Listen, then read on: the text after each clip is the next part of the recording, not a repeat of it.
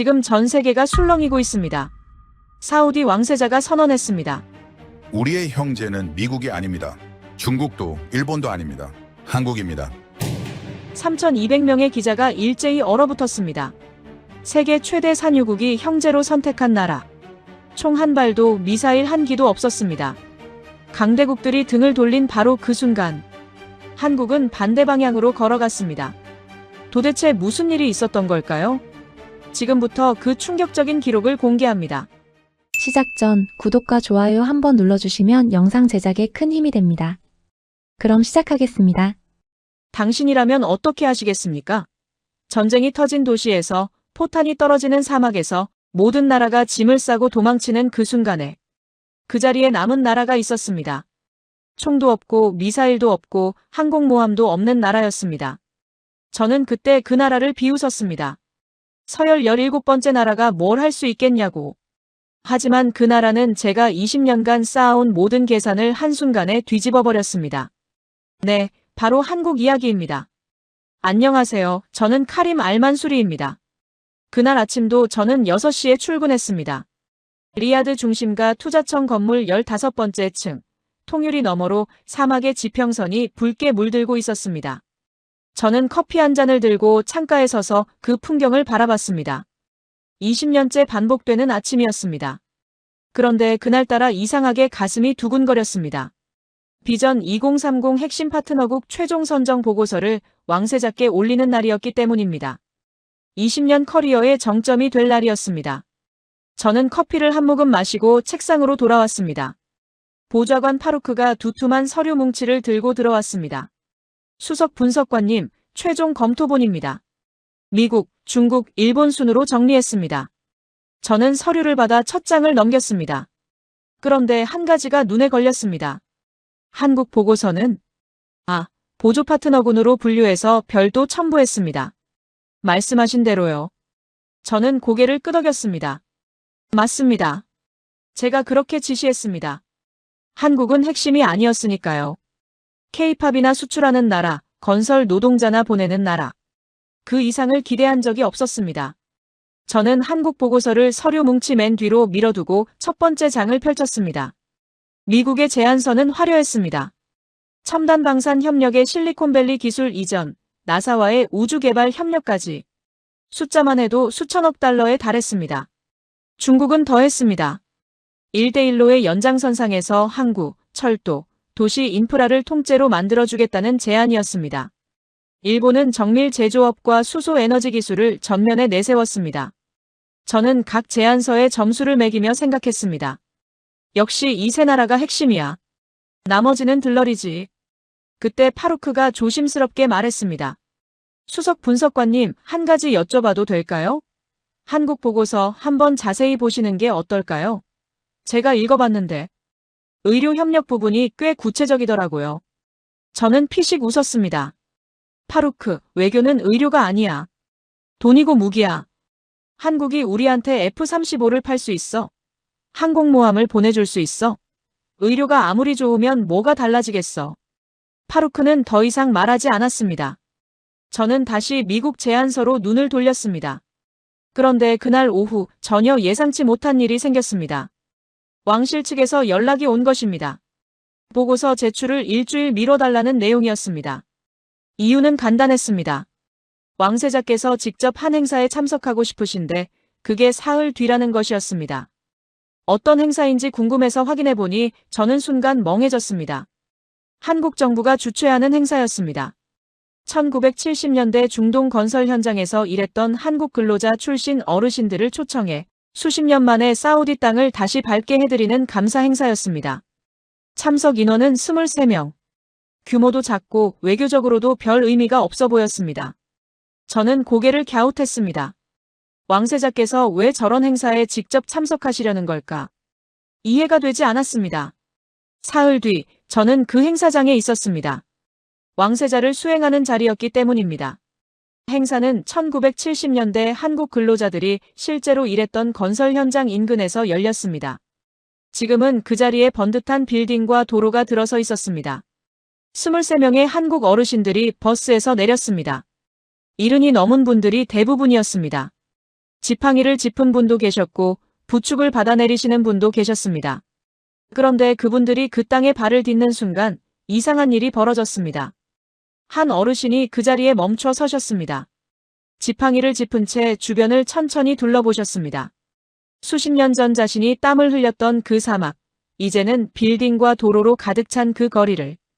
그러더니 어르신의 눈에서 눈물이 흘러내리기 시작했습니다. 소리도 없이 그냥 조용히 흘렀습니다. 어르신은 그 빌딩 앞에 서서 낮은 목소리로 말씀하셨습니다. 내가 여기 있었구나. 내가 이 땅에 뭔가를 남겼구나. 저는 그 장면을 보며 이상하게 가슴이 먹먹해졌습니다. 직업적 본능으로 그 감정을 눌렀습니다. 감성적인 행사야. 외교와는 무관해. 하지만 그때 옆에 서 계시던 왕세자의 표정을 보고 저는 순간 굳어버렸습니다. 왕세자께서 그 어르신을 바라보고 있었습니다. 그 눈빛이 예사롭지 않았습니다. 저는 왕세자를 20년 가까이 보좌해왔습니다. 그분의 표정을 웬만큼은 읽을 수 있었습니다. 그런데 그날 그 눈빛은 처음 보는 것이었습니다. 계산도 없고 외교적 제스처도 없는 그냥 순수한 무언가였습니다. 행사가 끝나고 돌아오는 차 안에서 왕세자께서 조용히 말씀하셨습니다. 카림, 저분들이 우리 사막을 만들었어. 우리가 기억해야 할 사람들이야. 저는 고개를 숙이며 대답했습니다. 네, 알겠습니다. 하지만 속으로는 여전히 의아했습니다. 고마운 사람들이죠. 그런데 그게 외교와 무슨 상관입니까? 저는 투자청으로 돌아와 다시 미국, 중국, 일본 제안서를 펼쳤습니다. 숫자들이 화면을 가득 채웠습니다. 저는 그 숫자들 사이에서 다시 안정감을 찾았습니다. 이게 진짜 외교야. 저게 아니라. 그러나 그날 밤 잠자리에 누워서도 그 어르신의 목소리가 머릿속을 맴돌았습니다. 내가 이 땅에 뭔가를 남겼구나. 저는 눈을 감았습니다. 쓸데없는 생각이라고 스스로를 다독였습니다. 하지만 그 목소리는 쉽게 사라지지 않았습니다. 그것이 제 20년 철학에 생긴 아주 작은 균열이었습니다. 저는 그때는 몰랐습니다. 그 균열이 얼마나 깊어질지를. 그리고 바로 다음 날 한국 특사가 리야드에 도착했습니다. 그 남자는 제 예상과 달랐습니다. 한국 특사 이준혁. 저는 그가 도착한다는 보고를 받고 솔직히 관심도 없었습니다. 서열 17번째 나라의 특사가 뭘 들고 오겠습니까? 저는 의전 담당자에게 짧게 지시했습니다. 카펫 15m, 의전관 2명. 그 이상은 필요 없어. 미국 특사에게는 90m 카펫을 깔았습니다. 중국에는 75m, 일본에는 60m. 카펫의 길이는 단순한 장식이 아닙니다. 그 나라의 무게입니다. 저는 20년간 그 길이를 한 번도 틀린 적이 없었습니다. 15m는 충분히 예우 있는 대접이었습니다. 한국 입장에서는 과분할 수도 있었고요. 그런데 이준혁은 그 15m 카펫에 전혀 개의치 않는 것 같았습니다. 저는 왕궁 로비 한켠에서 서류를 검토하다가 우연히 그의 도착 장면을 보게 됐습니다. 검은색 세단에서 내린 남자는 평범했습니다. 키도 보통, 체격도 보통, 남색 양복은 단정했지만 화려하지 않았습니다. 그런데 차에서 내리자마자 그가 한 행동이 저를 멈칫하게 만들었습니다. 마중 나온 의전관에게 두 손으로 악수를 청한 것입니다. 그것도 모자라 아랍어로 인사를 건넸습니다. 아살라무 알라이쿰. 발음이 꽤 정확했습니다. 의전관의 눈이 동그래지는 게 보였습니다. 저도 아랍어를 할 줄 압니다. 하지만 공식석상에서 먼저 아랍어로 인사하는 외교관은 거의 없습니다. 굳이 그럴 필요가 없으니까요. 상대가 먼저 다가오는 게 당연한 서열에 있는 나라들은 그런 수고를 하지 않습니다. 더 이상한 일은 그 다음이었습니다. 이준혁은 왕궁 정문에서 접견실까지 걸어가는 동안 복도 양쪽에 서 있는 경비병들에게 한 사람 한 사람 고개를 숙여 인사했습니다. 경비병들에게요. 대부분의 외교관들은 경비병을 기둥처럼 취급합니다. 저도 그랬고 미국 특사도 그랬고 영국 대사도 그랬습니다. 경비병은 배경입니다. 인사를 나누는 대상이 아닙니다. 그런데 이 남자는 기둥 하나하나에 고개를 숙이고 있었습니다. 경비병들의 표정이 당혹에서 묘한 감동으로 바뀌는 게 느껴졌습니다. 저는 미간을 찌푸렸습니다. 계산된 행동인가? PR인가? 꽤 치밀하긴 하군. 하지만 그게 무슨 의미가 있다고. 경비병 10명의 호감을 산다고 외교가 달라지나. 저는 서류로 눈을 돌렸습니다. 그날 저녁 파루크가 조심스럽게 보고했습니다. 수석 분석관님, 왕궁 직원들 사이에서 한국 특사 이야기가 돌고 있습니다. 경비병들한테도 인사했다고요. 의전관들 사이에서 꽤 화제가 됐다고 합니다. 저는 피식 웃었습니다. 파루크, 인사 잘한다고 외교가 달라져? 우리한테 필요한 건 기술이고 돈이야. 좋은 사람 상 받으러 여기 오는 게 아니잖아. 파루크는 고개를 숙였습니다. 저는 다시 서류로 돌아갔습니다. 그런데 그날 밤 또 잠이 잘 오지 않았습니다. 경비병에게 고개를 숙이던 그 남자의 뒷모습이 자꾸 머릿속에 걸렸습니다. 불쾌한 것도 아니고 딱히 인상적인 것도 아닌데 왜인지 지워지지가 않았습니다. 저는 고개를 흔들었습니다. 쓸데없는 생각이야. 하지만 다음 날 아침 왕궁 의전 총괄관인 나세르에게서 연락이 왔습니다. 나세르는 저의 20년 직이었습니다. 그가 말했습니다. 카림, 어제 한국 특사 봤어? 우리 직원들이 다들 그 사람 이야기를 하더라고. 경비병 압둘라가 나한테 직접 찾아와서 말했어. 그 특사분이 자기 이름을 물어보고 기억해뒀다가 나올 때 이름을 부르며 인사했다고. 저는 잠시 말이 없었습니다. 이름까지요? 압둘라가 그러는데 20년 동안 자기 이름을 기억해준 외교관은 처음이래. 저는 전화를 끊고 한동안 창밖을 바라봤습니다. 20년. 경비병 압둘라가 20년 동안 그 복도에 서 있었는데 아무도 그의 이름을 묻지 않았다는 것입니다. 저도 마찬가지였습니다.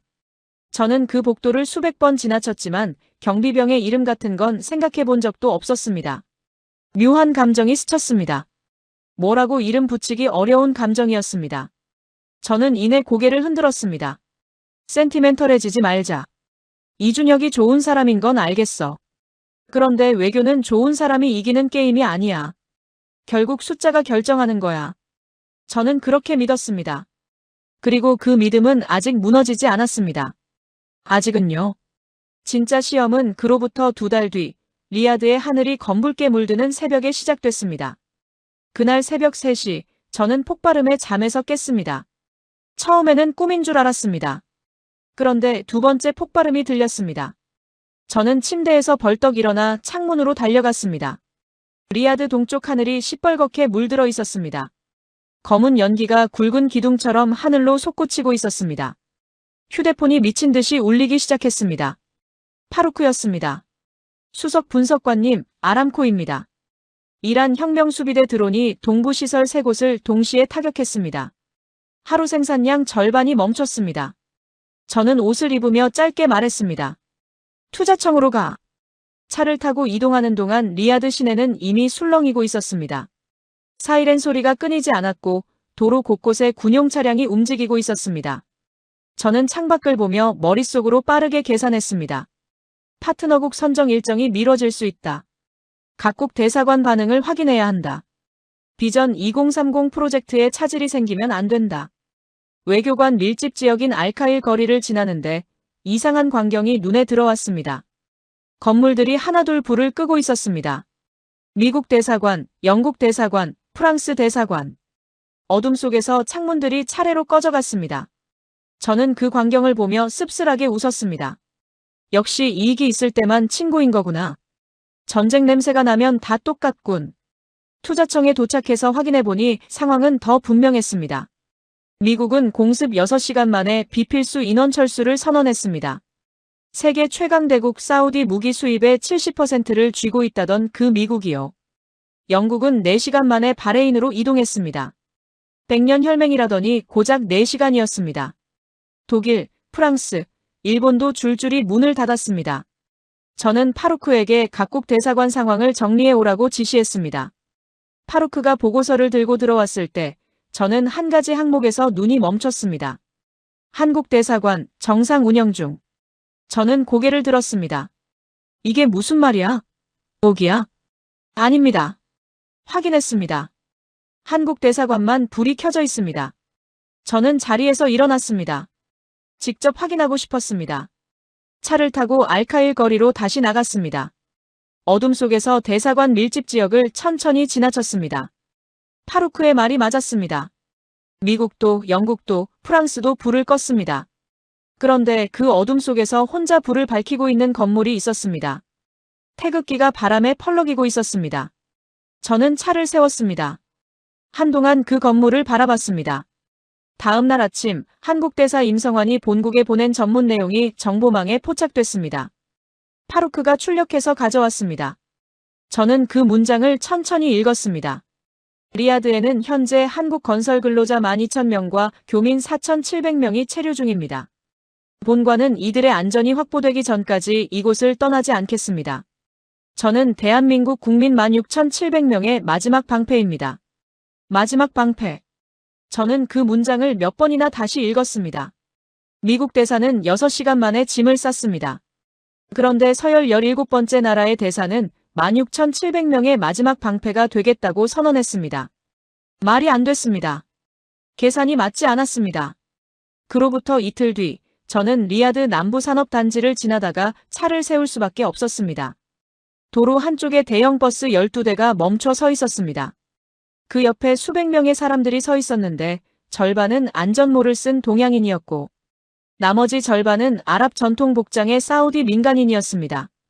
아이를 아는 어머니들, 휠체어에 탄 노인들, 겁에 질린 표정의 아이들. 저는 파루크에게 물었습니다.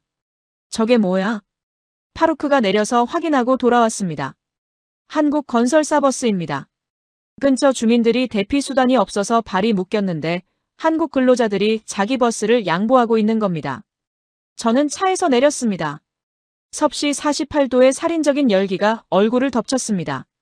한국 근로자들은 무거운 안전장비를 짊어진 채 버스에서 내리고 있었습니다. 등이 땀으로 흥건했습니다. 한 사우디 여성이 아기를 안은 채 한국 근로자에게 연신 고개를 숙이고 있었고 근로자는 손사래를 치며 어서 타라는 신호를 했습니다. 저는 현장 소장으로 보이는 한국인에게 다가갔습니다. 버스를 왜 양보하는 겁니까?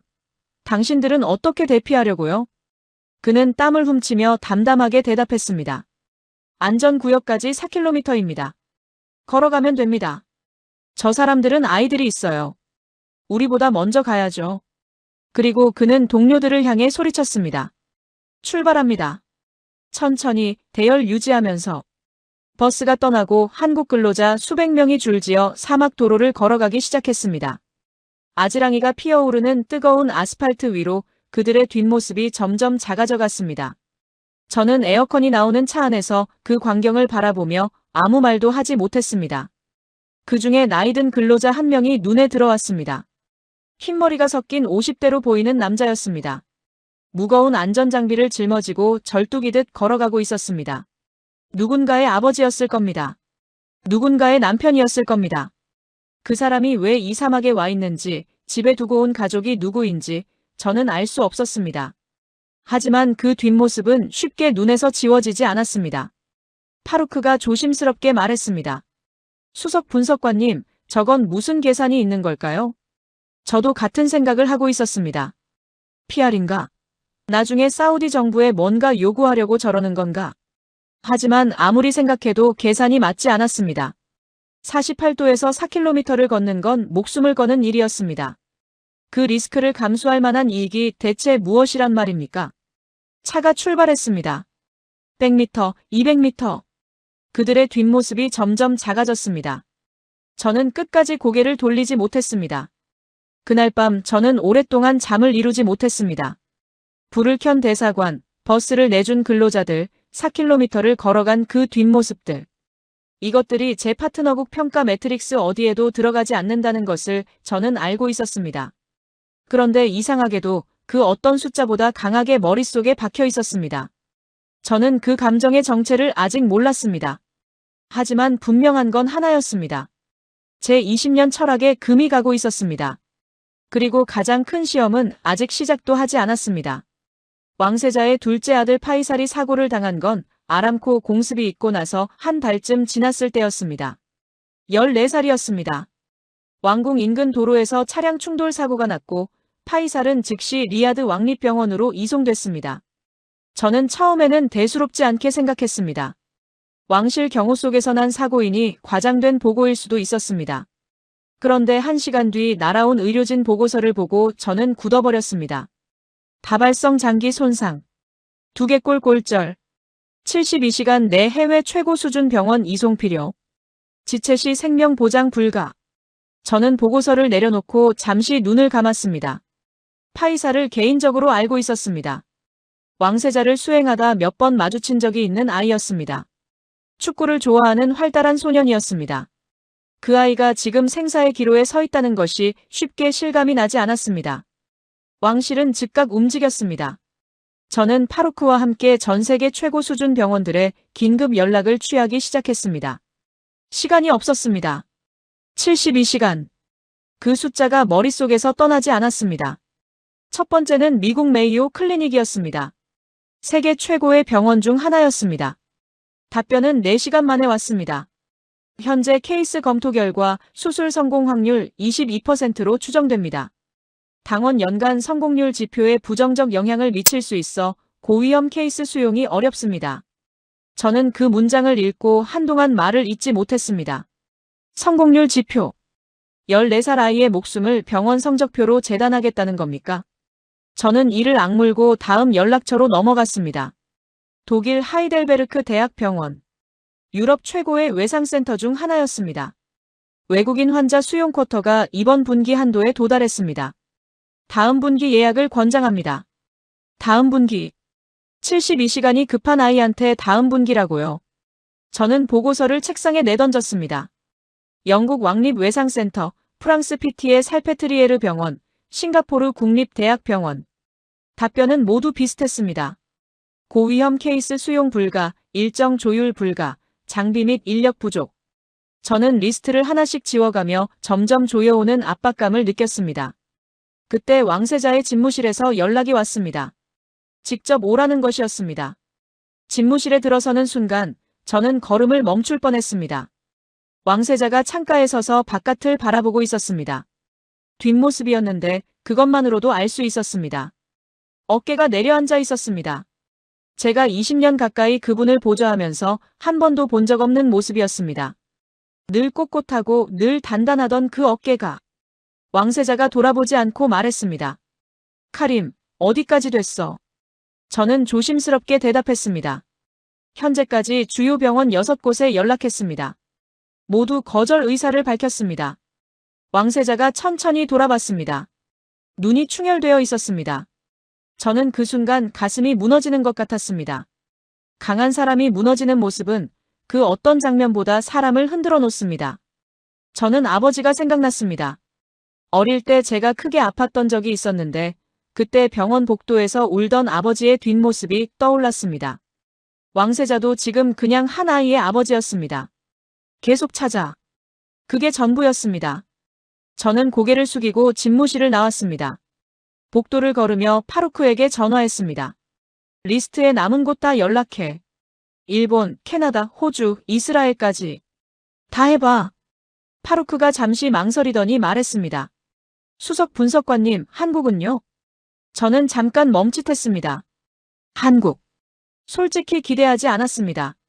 하지만 시간이 없었습니다. 2시간 뒤 각국의 답변이 하나둘 들어왔습니다.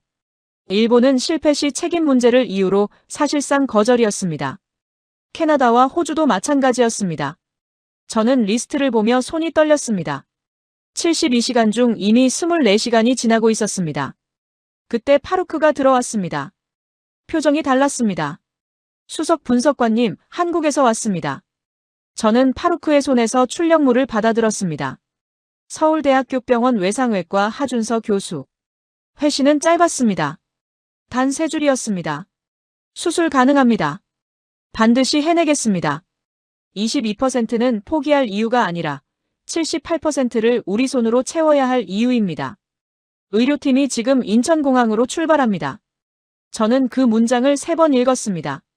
미국은 22%를 이유로 문을 닫았습니다. 한국은 그 22%를 이유로 달려오고 있었습니다. 같은 숫자를 보고 완전히 반대의 결론을 내린 것입니다.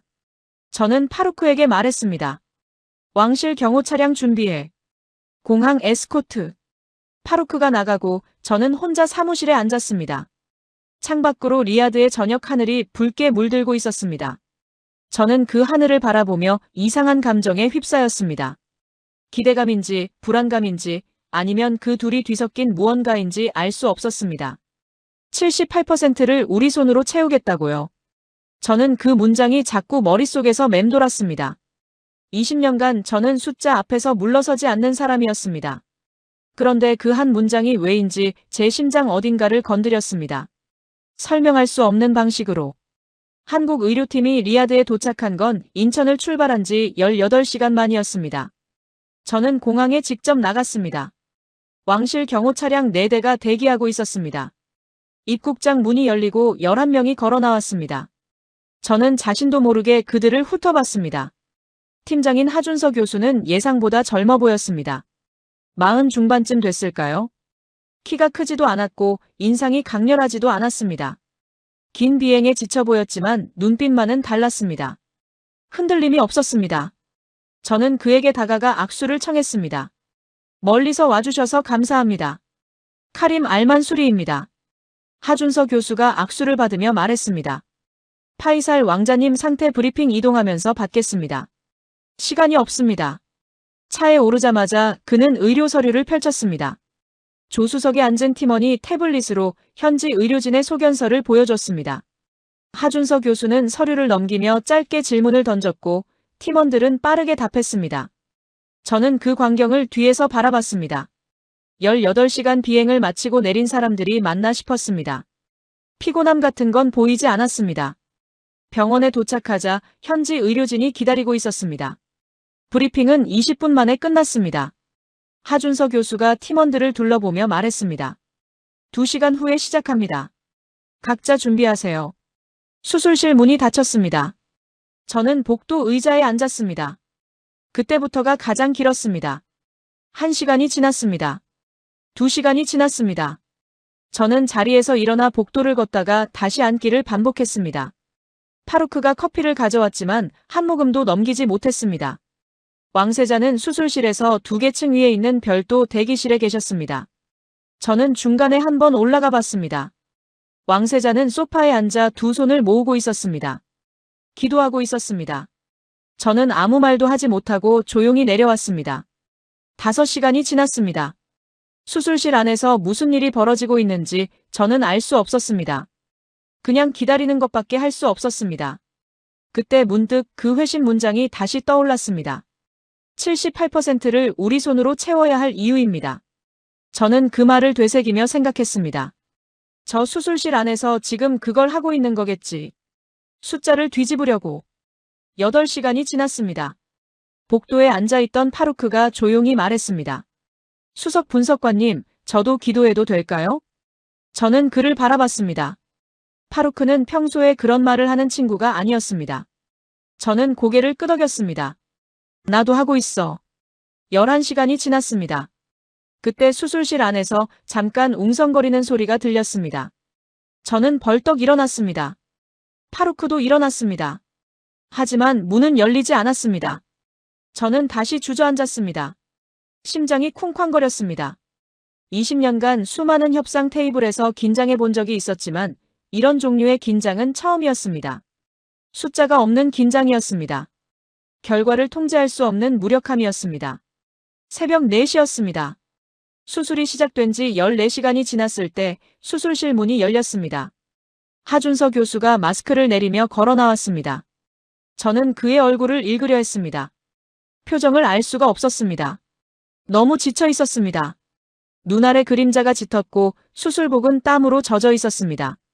그는 복도 벽에 등을 기대며 천천히 숨을 내쉬었습니다. 그 모습이 모든 것을 쏟아부은 사람의 탈진이었습니다. 저는 숨을 멈추고 그를 바라봤습니다. 하준서 교수가 눈을 들어 저를 봤습니다. 그리고 말했습니다. 파이살 왕자님 살았습니다.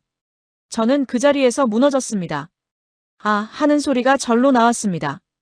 20년간 저는 어떤 상황에서도 감정을 드러내지 않았습니다. 그게 제 직업적 원칙이었습니다. 그런데 그 순간만큼은 어쩔 수가 없었습니다. 저는 눈을 감고 잠시 고개를 숙였습니다. 왕세자에게 연락이 갔습니다. 채 5분도 되지 않아 왕세자가 복도로 내려왔습니다. 그는 하준서 교수 앞에 서서 아무 말도 하지 않았습니다. 그냥 그의 손을 2 손으로 잡았습니다. 한동안 그렇게 있었습니다. 하준서 교수도 말이 없었습니다. 저는 그 장면을 몇 걸음 떨어진 곳에서 바라봤습니다. 세계에서 가장 강력한 나라들이 22%라는 숫자 앞에서 문을 닫았습니다. 그런데 이 사람들은 그 숫자를 보고 달려왔습니다. 18시간을 날아와서 14시간을 수술실에 있었습니다. 그리고 해냈습니다. 저는 그 순간 처음으로 생각했습니다. 이건 제 매트릭스로 설명이 안 된다. 하준서 교수가 벽에 기댄 채 천천히 바닥으로 주저앉았습니다. 탈진이었습니다. 팀원 한 명이 달려와 그의 어깨를 잡았습니다. 하준서 교수는 괜찮다는 듯 손을 저었지만 일어서지는 못했습니다. 저는 그 뒷모습을 바라봤습니다. 모든 것을 다 쏟아낸 사람의 뒷모습이었습니다. 저는 그날 새벽 리야드의 차가운 복도에 서서 20년간 제가 믿어온 것들을 조용히 돌아봤습니다. 숫자, 매트릭스, 서열. 그것들이 지금 이 순간 얼마나 작아 보이는지를. 하지만 그것이 끝이 아니었습니다. 더 중요한 순간이 남아 있었습니다. 다음 날 아침, 저는 하준서 교수에게 조심스럽게 물었습니다. 다음 날 아침이었습니다. 저는 병원 복도에서 하준서 교수를 기다렸습니다. 그는 밤새 파이살의 상태를 지켜봤다고 했습니다. 수술이 끝났다고 해서 긴장을 놓을 수 없다는 것이었습니다. 회복 초기 48시간이 중요하다고 했습니다. 저는 그 말을 들으며 생각했습니다. 수술이 끝나면 일이 끝난 줄 알았는데 이 사람들은 아직도 여기 있구나. 하준서 교수가 복도로 나왔습니다. 전날보다는 안색이 나아 보였지만 여전히 지쳐 있었습니다. 저는 그에게 다가가 먼저 말을 꺼냈습니다. 교수님, 어제 정말 감사했습니다. 왕실을 대표해서 공식적으로 감사의 말씀을 전합니다. 하준서 교수가 고개를 살짝 숙였습니다. 당연히 해야 할 일을 한 것뿐입니다. 저는 잠시 망설이다가 본론을 꺼냈습니다. 20년간 수백 번의 협상을 해온 저였습니다. 협력이 있으면 반드시 청구서가 따라온다는 것을 저는 너무 잘 알고 있었습니다. 미국은 무기 계약을 원했고 중국은 항구 사용권을 요구했으며 일본은 기술 종속 구조를 설계했습니다. 모든 호의에는 가격표가 붙어 있었습니다. 그게 제가 20년간 경험한 세계의 법칙이었습니다. 교수님, 혹시 요청하실 사항이 있으십니까? 왕실 차원에서 할 수 있는 것이라면 최대한 검토하겠습니다. 하준서 교수가 저를 바라봤습니다. 잠시 생각하는 눈빛이었습니다. 저는 속으로 준비했습니다. 의료협력 협정 체결 요청이 나올 수도 있었고 한국병원의 사우디 진출 지원 요청이 나올 수도 있었습니다. 아니면 더 직접적으로 비전 2030 의료부문 우선 파트너 지위를 요구할 수도 있었습니다. 충분히 그럴 자격이 있었습니다. 그런데 하준서 교수의 대답은 제 예상과 완전히 달랐습니다. 다음에 아픈 사람이 생기면 또 불러주세요. 그게 전부입니다. 저는 순간 말문이 막혔습니다. 그게 전부입니까? 네. 저희는 환자를 살리러 온 겁니다. 그 이상도 이하도 아닙니다. 저는 그 말을 듣고 한동안 아무 말도 하지 못했습니다. 머릿속에서 무언가가 삐걱거리는 소리가 났습니다. 20년간 제가 경험한 세계의 법칙이 흔들리는 소리였습니다. 하준서 교수는 다시 병실 쪽으로 걸어갔습니다. 저는 그 뒷모습을 바라보며 그 자리에 서 있었습니다. 복도가 유난히 조용하게 느껴졌습니다. 그날 오후, 저는 투자청으로 돌아왔습니다. 파루크가 각종 보고서를 들고 기다리고 있었습니다. 저는 자리에 앉아 서류를 펼쳤습니다. 그런데 글자들이 눈에 들어오지 않았습니다. 하준서 교수의 그 한마디가 머릿속에서 지워지지 않았습니다. 다음에 아픈 사람이 생기면 또 불러주세요. 저는 서류를 덮고 창밖을 바라봤습니다. 리야드의 오후 햇살이 사막을 하얗게 태우고 있었습니다. 저는 그 풍경을 보며 오랫동안 생각에 잠겼습니다. 미국이 우리에게 무기를 팔 때 그들은 항상 우리가 그 무기 없이는 살 수 없게 만들었습니다. 중국이 인프라를 지어줄 때 그들은 항상 우리가 그 구조에서 빠져나올 수 없게 설계했습니다. 일본이 기술을 이전할 때 그들은 항상 우리가 그 기술에 종속되게 만들었습니다. 모든 협력의 이면에는 상대를 묶어두려는 의도가 있었습니다. 저는 그것을 당연하게 받아들였습니다. 외교란 원래 그런 것이라고 생각했으니까요. 그런데 이 사람들은 아무것도 요구하지 않았습니다. 저는 책상 서랍을 열었습니다. 안쪽 깊숙이 넣어둔 낡은 사진 한 장을 꺼냈습니다. 아버지가 젊었을 때 찍은 사진이었습니다. 1970년대 건설 현장, 땀에 젖은 작업복을 입은 동양인 근로자들 사이에 아버지가 서 있었습니다. 아버지는 그 사람들을 형제라고 불렀습니다. 저는 어릴 때 그 말이 과장된 표현이라고 생각했습니다. 그냥 같이 일했던 사람들이겠거니 했습니다. 그런데 지금은 그 말이 달리 들렸습니다. 아무것도 요구하지 않고 필요할 때 달려오고 해내고 나서도 조용히 돌아가는 사람들. 아버지가 형제라고 부른 건 그냥 감상적인 표현이 아니었던 겁니다. 그것은 20년을 두고 검증된 신뢰의 언어였습니다. 저는 사진을 내려놓고 눈을 감았습니다. 그날 밤 저는 오랫동안 연락하지 못했던 아내에게 전화를 걸었습니다. 아내가 받자마자 말했습니다. 여보, 요즘 너무 바쁜 거 아니에요? 아이들이 아빠 언제 오냐고 매일 물어봐요. 저는 잠시 말을 잇지 못했습니다. 아이들이 아빠 언제 오냐고. 저는 20년간 숫자를 쫓느라 그 질문을 너무 많이 흘려들었습니다. 집에 있어도 서류를 받고 휴가에도 보고서를 읽었습니다. 가족보다 매트릭스가 먼저였던 시간들이 주마등처럼 스쳤습니다. 미안해. 곧 들어갈게. 전화를 끊고 저는 한동안 창밖을 바라봤습니다. 리야드의 밤하늘에 별이 총총했습니다. 저는 그 별들을 보며 생각했습니다. 내가 20년간 숫자를 쫓는 동안 놓친 것들이 얼마나 많을까. 하준서 교수가 아무것도 요구하지 않은 것처럼 진짜 소중한 것들은 대가를 요구하지 않는다는 것을. 그리고 나는 그것들을 너무 오래 보조 파트너군으로 밀어두었던 것은 아닐까. 20년간 한 번도 흔들린 적 없던 제 철학이 그날 밤 조용히 그리고 완전히 무너졌습니다. 그리고 그 무너짐의 끝에서 저는 비로소 보이기 시작했습니다. 왕세자가 왜 그 한국 어르신의 눈물 앞에 멈춰 섰는지를, 경비병 압둘라가 왜 20년 만에 처음으로 이름을 불러준 사람을 잊지 못했는지를, 48도의 사막에서 걸어간 그 뒷모습들이 왜 어떤 제안서보다 강력했는지를. 진짜 외교는 청구서가 없었습니다. 파이살이 회복실로 옮겨진 지 사흘째 되던 날 왕세자로부터 호출이 왔습니다. 집무실에 들어서니 왕세자는 창가 소파에 앉아 있었습니다. 책상이 아니라 소파였습니다. 저는 그 자리 배치만으로도 오늘 대화가 공식적인 업무 보고가 아님을 알 수 있었습니다. 왕세자는 저를 보자 맞은편 자리를 손으로 가리켰습니다. 저는 자리에 앉았습니다. 왕세자가 먼저 말을 꺼냈습니다. 카림, 비전 2030 핵심 파트너국 선정. 언제까지 마무리할 수 있어? 저는 준비한 대답을 했습니다. 5월 만에 최종 보고서 올리겠습니다. 미국, 중국, 일본 세 나라를 핵심 파트너로 구성하고 나머지를 보조군으로 배치하는 방향입니다. 왕세자가 잠시 창밖을 바라봤습니다. 그러더니 조용히 물었습니다. 카림, 지난 한 달 동안 리야드에서 가장 먼저 불을 끈 나라가 어디야? 저는 대답했습니다. 영국입니다. 공습 4시간 만에 철수했습니다. 가장 먼저 불을 켜고 있던 나라는 한국입니다. 왕세자가 고개를 끄덕였습니다. 그리고 다시 물었습니다. 48도 사막에서 자기 버스를 우리 시민들한테 양보하고 걸어간 나라는 한국입니다. 파이사를 살린 나라는 한국입니다. 왕세자가 저를 똑바로 바라봤습니다. 그런데 왜 보고서에는 한국이 보조군이야? 저는 순간 할 말을 잃었습니다. 20년간 한 번도 받아본 적 없는 종류의 질문이었습니다. 저는 애써 대답했습니다.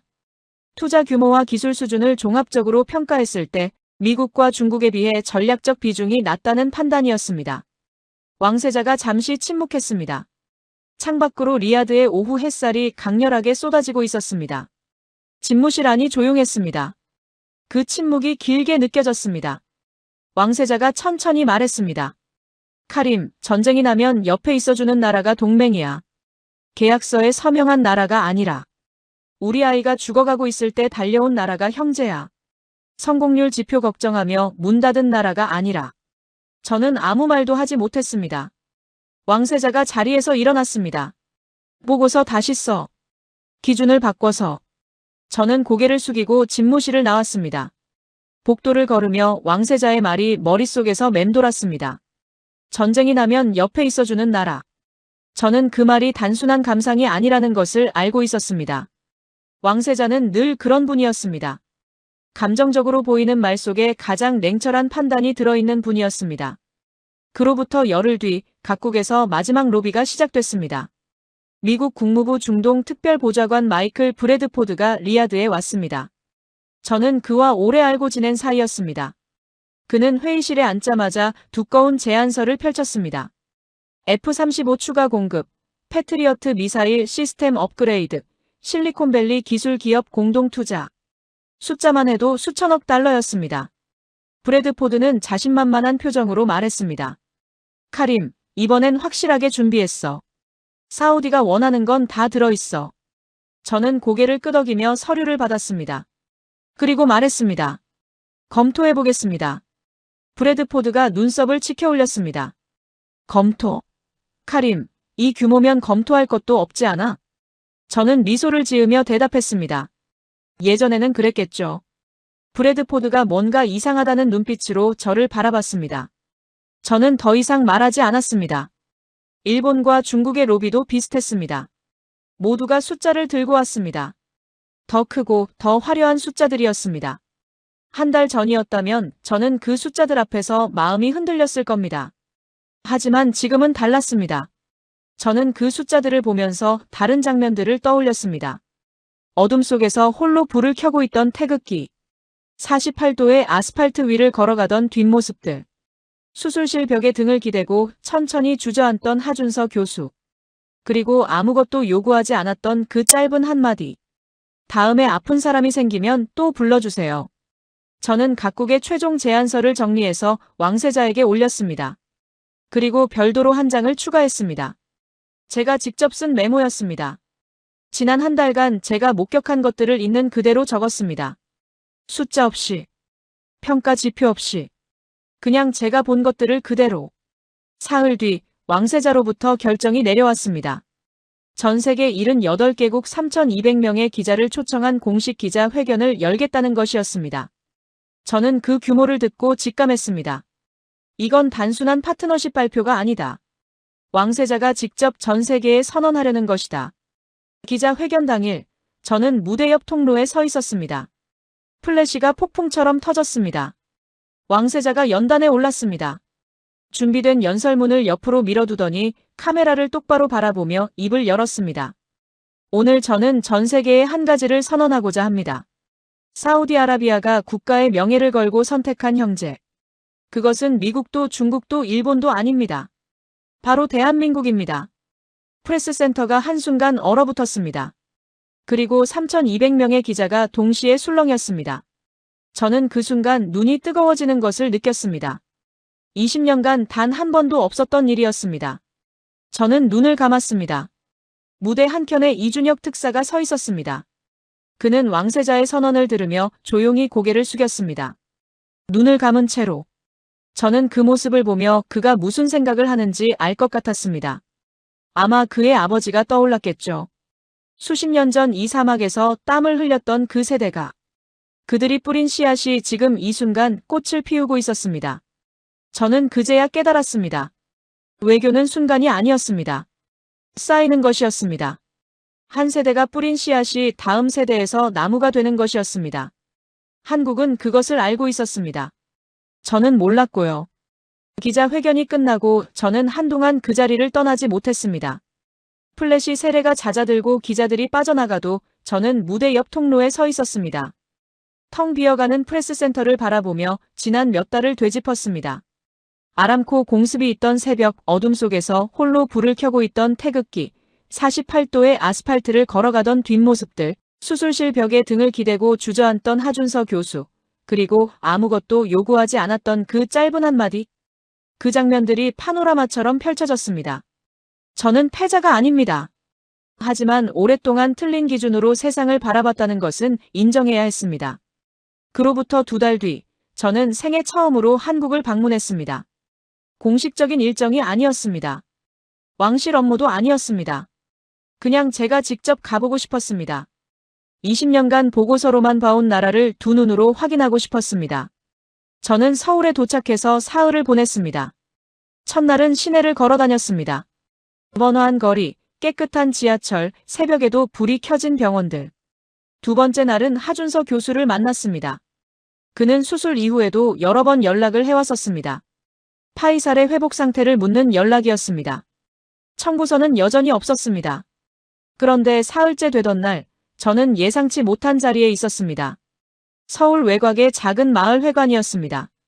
하준서 교수가 안내해준 곳이었습니다. 1970년대 중동 건설 현장에서 일했던 어르신들이 한 달에 한 번씩 모이는 자리라고 했습니다. 저는 문을 열고 들어서면서 잠시 멈칫했습니다. 12분이 계셨습니다. 7순이 넘은 분들이 대부분이었습니다. 손등에 굵은 핏줄이 도드라졌고 얼굴에는 세월이 깊게 패여 있었습니다. 한 어르신은 보청기를 끼고 계셨고 다른 분은 지팡이를 옆에 세워두고 계셨습니다. 저는 통역을 통해 인사를 드렸습니다. 사우디아라비아 왕실 투자청에서 왔습니다.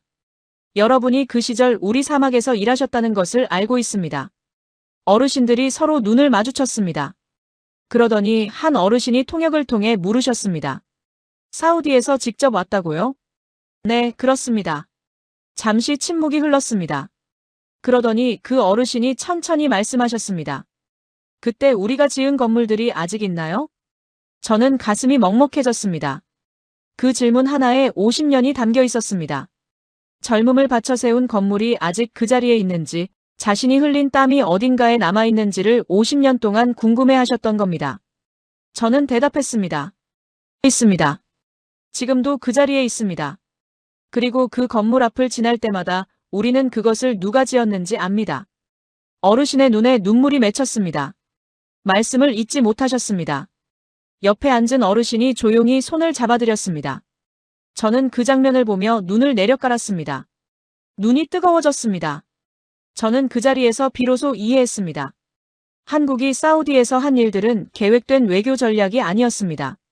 그것은 50년에 걸쳐 쌓인 사람들의 태도였습니다. 1970년대 어르신들이 사막에서 흘린 땀이 씨앗이 되었고 그 씨앗이 이준혁 특사의 경비병 인사로 이어졌으며 한국 대사의 철수 거부로 이어졌고 한국 근로자들의 버스 양보로 이어졌으며 하준서 교수의 78%로 이어진 것이었습니다. 한 세대가 다음 세대에게 전해준 것은 기술도 자본도 아니었습니다. 사람을 대하는 방식이었습니다. 저는 리야드로 돌아오는 비행기 안에서 파트너국 평가 매트릭스를 다시 펼쳤습니다. 12개의 항목들. GDP 성장률, 기술 이전 가능 여부, 방산 협력 수준, 외교적 신뢰도. 저는 그 항목들을 한참 바라보다가 노트북을 닫았습니다. 13번째 항목을 추가해야 한다는 생각이 들었습니다. 하지만 어떤 숫자로도 표현할 수 없는 항목이었습니다. 위기의 순간에 남는가? 아무도 보지 않을 때도 같은 방식으로 행동하는가? 대가 없이 줄 수 있는가? 그것들을 저는 50년 전 이 나라 어르신들의 손등에서 봤고 어둠 속에서 홀로 빛나던 태극기에서 봤으며 48도의 아스팔트를 걸어간 뒷모습에서 봤고 수술실 벽에 기대어 주저앉던 한 의사의 탈진한 어깨에서 봤습니다. 지금까지 제 이야기를 들어주셔서 감사합니다. 저는 카림 알만수리입니다. 20년간 숫자로 세상을 본 남자입니다. 그리고 그 20년의 끝에서 숫자로 살 수 없는 것들이 있다는 것을 배운 남자입니다. 한국을 처음 봤을 때 저는 서열 17번째 나라라고 생각했습니다. 지금은 다르게 생각합니다. 한국은 무서운 나라입니다. 총 한 발 쏘지 않고 미사일 한 기 날리지 않고 세계 최대 산유국의 마음을 얻었습니다. 그것도 미국과 중국과 일본을 제치고요. 그런데 더 무서운 것은 따로 있습니다. 한국은 그것을 전략으로 하지 않았다는 점입니다. 그냥 그렇게 살았습니다. 위험할 때 남았고 어려울 때 도왔고 필요할 때 달려갔습니다. 대가를 계산하지 않았습니다. 그게 전부였습니다. 그리고 그것이 380억 달러보다 항공모함보다 어떤 계약서보다 강했습니다. 지금 이 이야기를 듣고 계신 한국분들께 말씀드리고 싶습니다. 여러분은 그런 나라에 살고 계십니다. 50년 전 사막에서 땀을 흘린 어르신들이 있는 나라. 48도에서 남의 나라 시민을 위해 걸어간 사람들이 있는 나라. 22%의 확률에 78%를 채우겠다고 달려간 의사가 있는 나라. 그 어르신들이 뿌린 씨앗이 지금 이 모든 것의 뿌리였습니다. 자부심을 가지셔도 됩니다. 아니, 가지셔야 합니다. 여러분, 오늘의 이야기는 여기까지입니다. 48도의 사막에서 걸어간 그 뒷모습들, 22%에 뛰어든 그 손길들, 그리고 50년 전 이 모든 것에 씨앗을 뿌린 우리 어르신들. 그분들이 있었기에 오늘 이 이야기가 가능했습니다. 대한민국, 정말 자랑스럽습니다. 구독과 좋아요로 응원해주시면 더 감동적인 이야기로 찾아뵙겠습니다. 오늘도 여러분 모두 따뜻하고 건강한 하루 보내시길 바랍니다. 긴 영상 끝까지 시청해주셔서 감사합니다.